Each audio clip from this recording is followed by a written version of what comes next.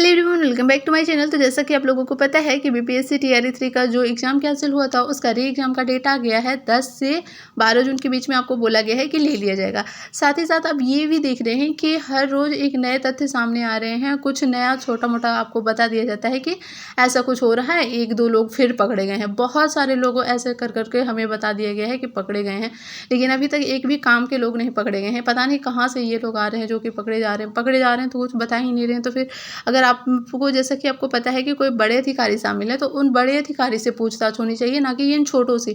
पता नहीं इतने सारे छोटे लोग कहाँ से पकड़ के आ जा रहे हैं, हर रोज़ एक ना एक निकल कर आ रहे हैं कि ये थे वो थे, लेकिन जो मेन थे वो तो पकड़ में आ नहीं रहे हैं। तो फिर अगर ये जो मेन जो है वही नहीं अगर पकड़ में आएंगे तो फिर ये क्या चांस है कि टीआरई 3 का जो री एग्ज़ाम होगा वो फेयर होगा। क्योंकि सुनने में बहुत कुछ टीआरई 3 का जो री एग्ज़ाम है उसके लिए भी आ रहा है, क्योंकि गिरोह इसमें भी एकदम सक्रिय हैं, आपको भी पता होगा।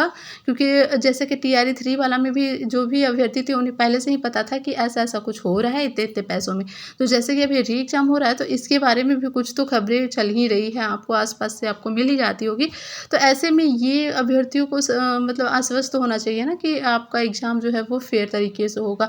साथ ही साथ इस मुद्दे पे भी क्लियर कर देना चाहिए, जैसे कि आपने देखा था कि टीआरई 2 में जो बहुत सारे लोगों को लैंग्वेज में बहुत अच्छे मार्क्स आ रहे थे, लेकिन फिर भी वहाँ पे 9 मार्क्स मतलब क्वालीफाई थे, लेकिन वहाँ पे हटा दिया गया था क्वालीफाइंग मार्क्स, क्योंकि सभी को लगा था कि जो क्वालीफाइंग मार्क्स 9 है ना, वो क्वेश्चन बहुत हार्ड थे, 9 मार्क्स सभी के नहीं आ रहे हैं। तो देखिए यहाँ पे जो टीआरई 3 का आपने जो अगर दिया होगा टीआरई 1 और टीआरई 2 का, तो आपको ने देखा होगा कि टीआरई 1 और टीआरई 2 से भी ज़्यादा हार्ड था टीआरई 3 का लैंग्वेज पेपर। जबकि बोला गया था कि उतना जो टीआरई 1 और टीआरई 2 में जो है लैंग्वेज पेपर आया उतनी की ज़रूरत नहीं है, उससे कम की ज़रूरत है। तो देखिए यहाँ पे अगर इस बात तो क्लियर कर देना चाहिए कि आप लैंग्वेज को क्या रख रहे हो, इसकी अर्हता क्या है, क्या शून्य है या फिर इसमें पासिंग मार्क्स चाहिए। क्योंकि अगर देखिए अगर शून्य रहता है तो कोई लोग होंगे जो लैंग्वेज पे बिल्कुल भी मतलब बनाएंगे ही नहीं, तो उनका समय पे बच जाएगा और उनके ही रिजल्ट आ जाएंगे।